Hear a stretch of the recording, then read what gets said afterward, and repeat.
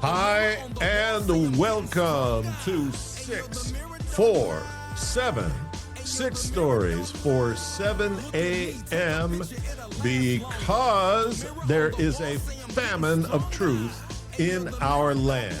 And this is your quick news fix, and the truth starts now. All right, well, President Trump, he hit the ground running this morning with a truther on Truth Social.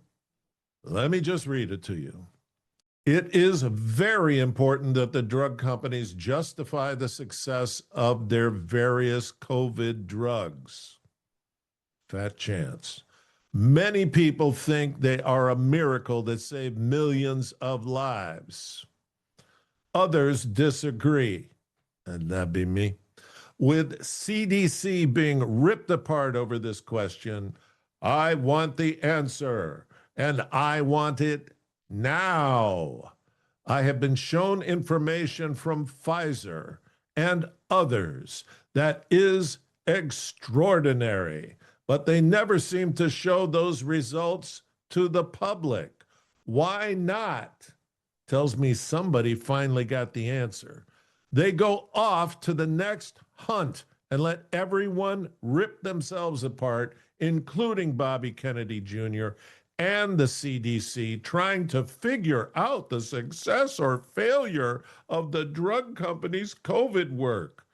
They show me great numbers and results, but they don't seem to be showing them to many others. I want them to show them now to CDC and the public and clear up this mess one way or the other. I hope Operation Warp Speed was as brilliant as many say it was. Yeah, no. If not, we all want to know about it and why. Thank you for your attention to this very important matter, President DJT. You want answers. I want the truth. You can't handle the truth. Well, in our contemporary society, that's the new version of the emperor's new clothes. This is so unbelievable that it's 2025, that this carnage has had major evidence available for all to see from 2022 on. It's 3 years later, more than that. It's just unbelievable that this thing has been untouched and that the medical community, the insurance community, the pharma community, public health community, they all just zipped it. They all made so much money, and they oversaw the death of so many people, and they just zipped it. So again, I go to my friends in Silicon Valley, the billionaires who are so smart, and guess what? They have scrubbed the whole internet. You cannot find out any meaningful information about this, and not even the information from the insurance companies. Okay, the ones who knew initially, 2022, right? They got nothing but mathematicians working on mortality equations, and they have a 40% spike in the healthiest group in the United States. You didn't hear a word about it. So I go to the book where this was all brought out. It's called Cause Unknown by Ed Dowd, okay? Ed Dowd was a finance savant on Wall Street. He's a great guy. He's brilliant. He's a number cruncher, and he sees patterns. So he put this book together, and it's no opinion. It's all just the stats. So it's pathetic that in 2025, with this MAGA liberty agenda in DC, that you cannot go to Google and get any unwashed, undoctored information, that you're not allowed to know the truth, right? So here's the president who doesn't know the truth, who's just found out, you can read between the lines. He's ripped because he's made a fool of himself, running around going, I just what we did with Operation Warp Speed, and we made so many, it's embarrassing. I'm giving this guy lots of money, lots of my time, lots of my effort. And I don't want to hear him going on about Operation Warp Speed and being the only guy in the room that doesn't know what the hell is going on. So in my pathetic situation, I have to go and take the book intro for Cause Unknown because it's more informative than anything that I can find on the internet. That situation has to be fixed. All right. What is killing healthy young Americans? 2020 saw a spike in deaths in America, smaller than you might imagine during a pandemic, some of which could be attributed to COVID and to initial treatment strategies that were not effective. What's he trying to say here? He's trying to say that COVID was not a high mortality event. Okay, for most healthy Americans, there was lower mortality than the seasonal flu. So how come all these people died? Yeah, good question. But then in 2021, the stats people expected went off the rails. Did you hear about that? No. None of the news media told us about this. The CEO of the One America Insurance Company publicly disclosed that during the third and fourth quarters of 2021, death in people of working age 18 to 64 was 40% higher than it was before the pandemic. 40% higher. Significantly, the majority of the deaths were not attributed to COVID. Now, let's unpack that a little bit. This group they're talking about are the 18 to 64-year-olds, generally college educated, working for corporations with a benefits package. And what do you get in the benefits package? A 401k, group life insurance, and medical, dental, and all this stuff, right? So these people are being tracked. They have to go to the doctor every year for an annual. The people giving the group life insurance are saying, you know what? These are the most educated. These are the ones who exercise. These are the ones that take vacations. These are the ones that have disability just in case. These are the folks that are the healthiest. These are the folks that are living a monitored life with all of these benefits helping them to have fantastic health. So when they say people 18 to 64, yeah, that doesn't tell the whole story. This is the healthiest group in our country, the largest, healthiest group, and they have a 40% mortality uptick in 2022. What could have done it, especially if it wasn't COVID? What was introduced as an uncontrolled variable? How about a fake vaccine? What the hell was it really? It was a gene therapy drug, okay? It was the introduction of spike protein en masse, never done before, untested. It's just horrible what went down. And it was never meant to stop COVID. Not at all. All right. So a 40% increase in deaths is literally earth-shaking.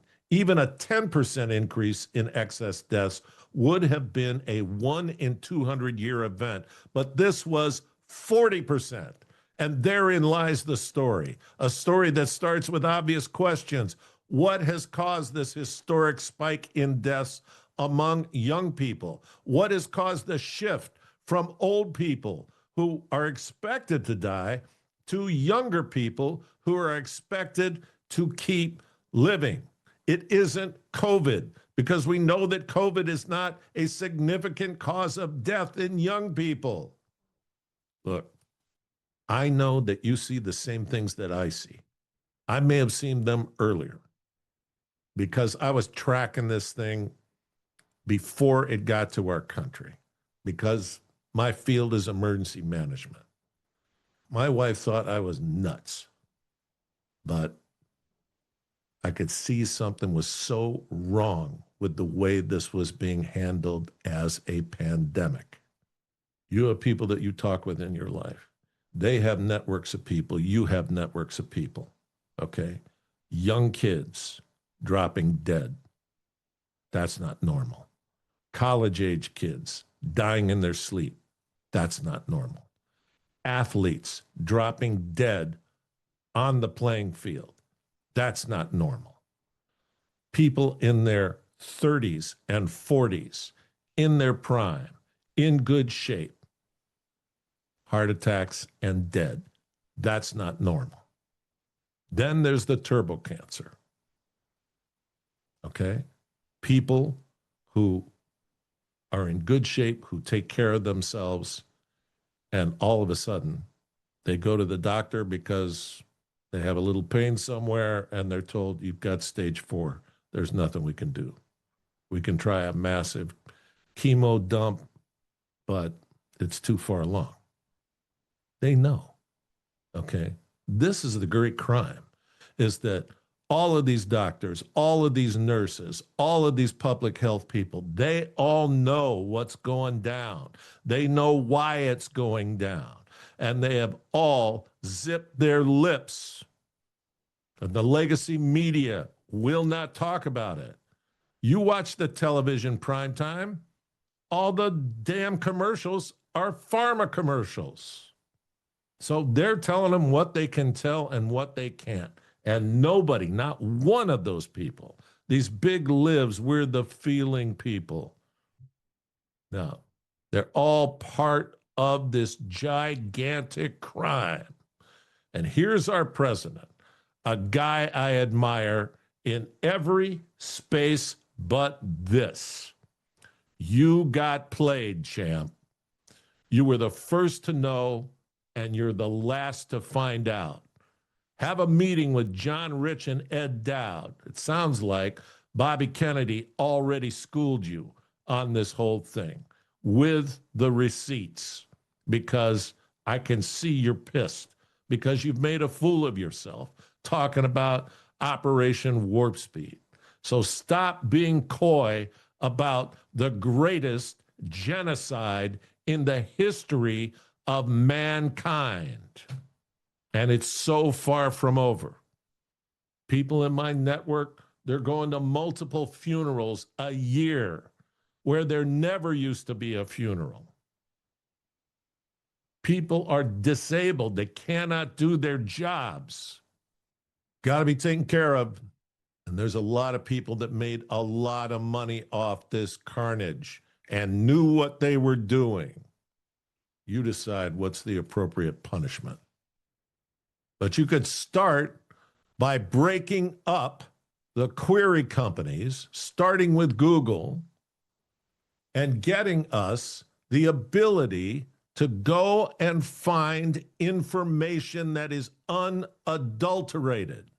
Because right now, we're living in a communist gulag run by the Brotherhood of Benevolent Billionaires. They all should have been choked out in their bassinets. All right, enough of that. It's so irritating. More than irritating. It's just, it is the greatest crime. All right, take 2. Let's get to something else. New York Post editorial board calling out the teachers' unions. Well, here's just another great group of people trying to help make America a better place, right? Unsatisfied with indoctrinating students in the latest theories of racial guilt and gender fluidity, America's 2 main teachers' unions also spend tens of millions in members' dues on wrecking society more generally. From 2022 to 2024, the National Education Association and the American Federation of Teachers together gave more than $43 million to lefty and far lefty outfits, including $500,000 to the notorious 1630 Fund. That, per left-leaning Atlantic magazine, indisputably heavy weight of Democratic dark money. Dark money is unregulated. It's unreported political spending that lefties laughably pretend is overwhelmingly a right-wing menace. Super progressive journalist Taylor Lorenz recently exposed 1630 secret payments of $8,000 a month to lefty social media influencers to push Democratic Party messaging. America's teachers handed nearly $1 million to the John pedophile Podesta founded and George Soros funded Center for American Progress, widely recognized as the power center for the Obama-Biden, O'Biden administrations. 1630 Fund. They took in $24 million this year. They're going to spend half of it lobbying Congress. They paid $410 million in dark money to help steal the 2020 election. And don't even get started on how much money gets given to teachers' colleges to teach all this lefty nonsense. I'm telling you, we got to go through the schools in all of our communities and get these crazos out. When they say this is going to take 10 years or more to clean up, that's what they're talking about. These folks are an infestation everywhere. And what they want for your children, 7 hours a day, is full-on indoctrination. So many things could be so good in this country, and there's so much evil just constantly percolating through everything. All right, take 3. Trump, MAGA, populism is ahead in the polls in the UK and France and Germany. It's not just here, okay? This immigration thing is killing all these countries. And nobody's got enough money to live. Things are too tight, and it's creating a pressure cooker. Those two things together. These same parties are growing within the governments of Italy, Finland, and the Netherlands. The driver on all of this is suicidal immigration and the cost of living, what we call governance by leftist elites. In France, Marine Le Pen was leading, so Macron jailed her and fined her. Her protege, Jordan Bardella, is standing in her place.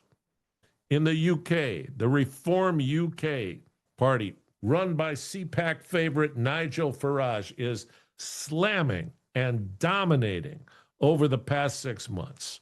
In Germany, the far-right AfD and the center-right CDU are neck and neck.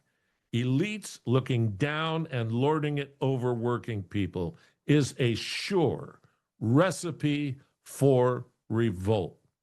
So look, what we're seeing here, they're seeing in the UK and in France and in Germany. If you saw the protests in UK, that is the pressure cooker starting to blow. And it's going to happen everywhere. And you know, these damn EU people in Brussels are just canceling elections. You saw it in Romania. The popular right candidate won. They just canceled the elections, and then a sedan swept the guy right off the curb. It's unbelievable. All right, take 4. New York City, right? They were the first. Where's this thing start?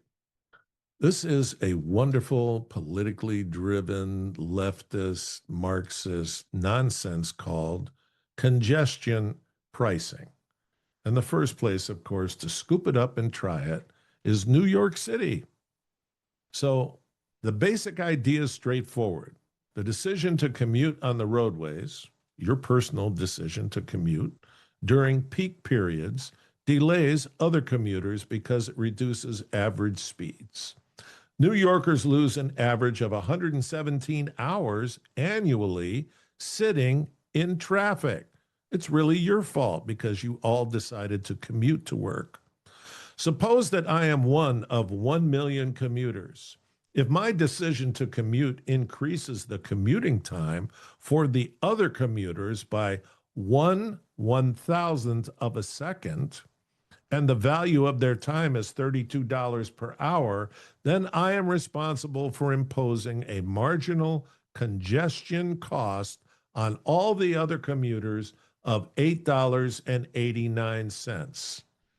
Only some academic nerd could come up with this concept. This example demonstrates the logic underlying the $9 congestion toll that most passenger vehicles pay when commuting into New York City during peak periods. So you want to commute into the city and do that in the morning, and you want to leave around dinner time, you're going to get nicked, okay?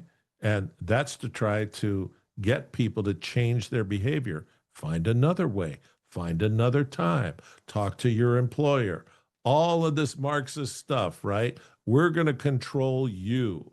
And let's just be honest. We're taxing you. $9 each way. So New York. All right? So congestion pricing is politically controversial. That's what they say. That's BS. Congestion pricing is a tax. So politicians love it and working people hate it. All right. So listen to the consultant speak sales pitch on this extremely bad idea, right up there with Bloomberg's bike lanes and save the planet rent-a-bikes. Here we go. If congestion pricing succeeds in reducing traffic volumes, then the benefits include fewer injuries and fatalities for vehicle occupants, cyclists, and pedestrians, as well as reduced levels of harmful automobile emissions. Some commuters will even realize a reduction in the effective cost of commuting. For these commuters, the savings in the opportunity cost of time that results from travel at higher average speeds exceeds the $9 congestion price. So we nick you for $9, but you're getting to work faster, earlier, and there's less accidents, and there's less smog, and it's all saving the planet, except that none of that happens. None of it happens. Oh, the only thing that happens is the flash picture of your license plate, and then your credit card gets nailed. All of this boils down to the fact that congestion pricing is more effective in raising tax revenues than it is in reducing peak period traffic volumes. This was all a Democrat grift. This explains in part the Trump administration's strong objections. Transportation Secretary Sean Duffy said he planned to rescind federal approval for the program, which he called a slap in the face to working class Americans and small business owners. And it is. He further opined that every American should be able to access New York City regardless of their economic means. It shouldn't be reserved for elites. This is just another money grab, and it's disgusting.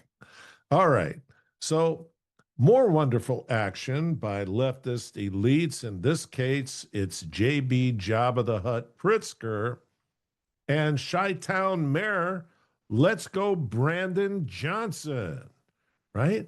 What did they do over Labor Day weekend? Well, they protested Trump, who was continuing to antagonize them, saying, yeah, I might take this whole DC thing to Chicago. I think they could use some help there. And Pritzker all week has been running around empty streets that have been cleaned up and everybody pushed away.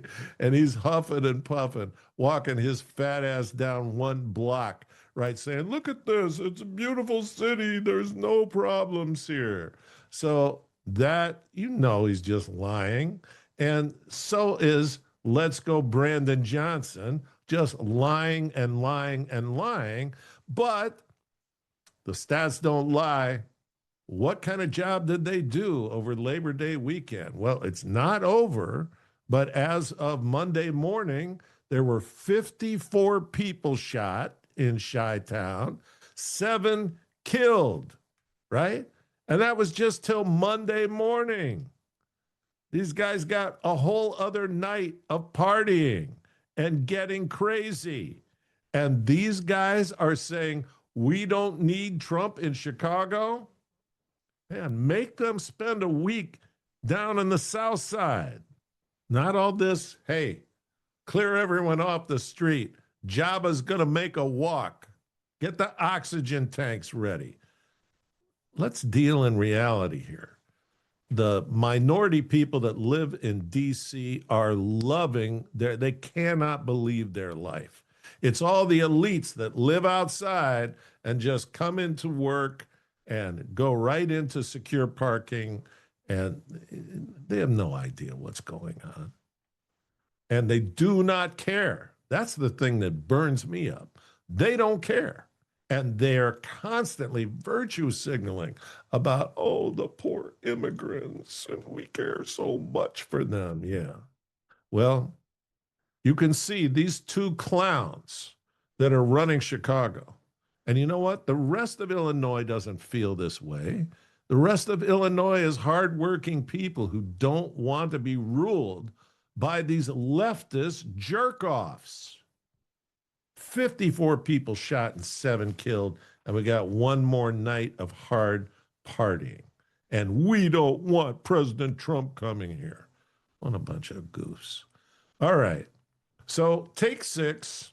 I'm thinking about morphing it into something that I'm calling Advanced Reprobate Mind Study, or ARMS. Advanced Reprobate Mind Study.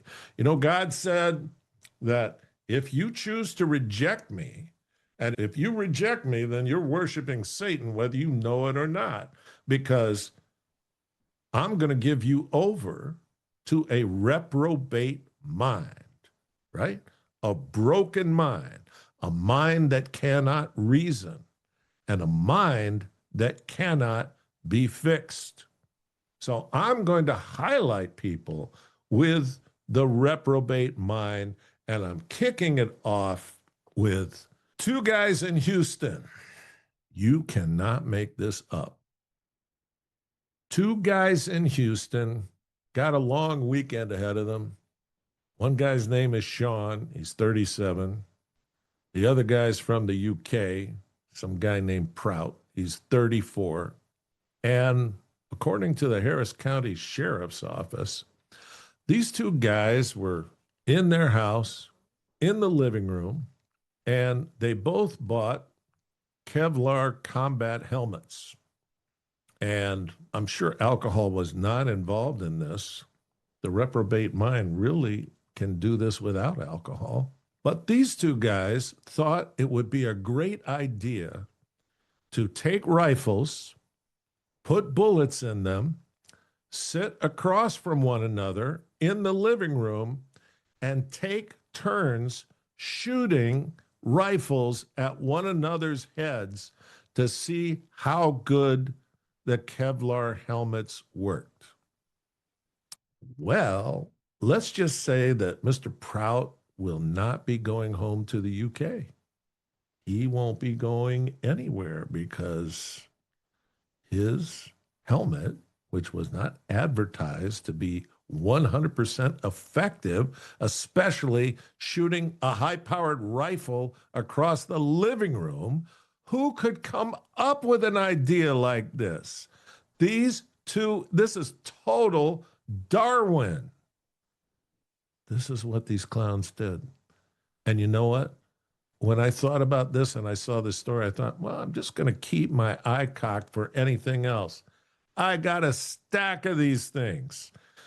So take 6 is going to be the ARMS report, ARMS, standing for Advanced Reprobate Mind Studies, right? And unfortunately, Sean and Mr. Prout, Sean's going to jail, I think. I mean, he aimed his rifle and shot the guy in the head and killed him. I would love to hear him and his attorney talking about this in court to a judge. The hell, I was supposed to protect him. I didn't mean to do it. Man, hey, I didn't mean to do it is not a defense. And I meant to do all this. This 647, I got no one to blame but me. Now, let's fix it. I want you to like us. I want you to share us. I want you to make comments.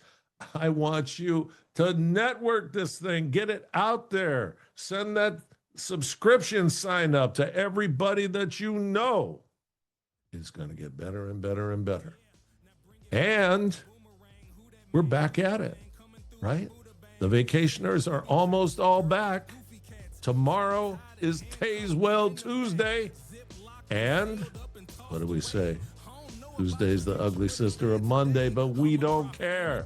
We're going to get on it. We're going to take care of business. We're going to do things well. We're going to do them with integrity and creativity. And we're going to find new ways to innovate because we're Americans. So let's get on it. And if you get on it, you know what's going to happen? The Lord God Almighty, the omniscient Lord of the universe, is going to put his hand over all of you, and he is going to bless you. So God bless you, and let's get to it now. Okay, thank you.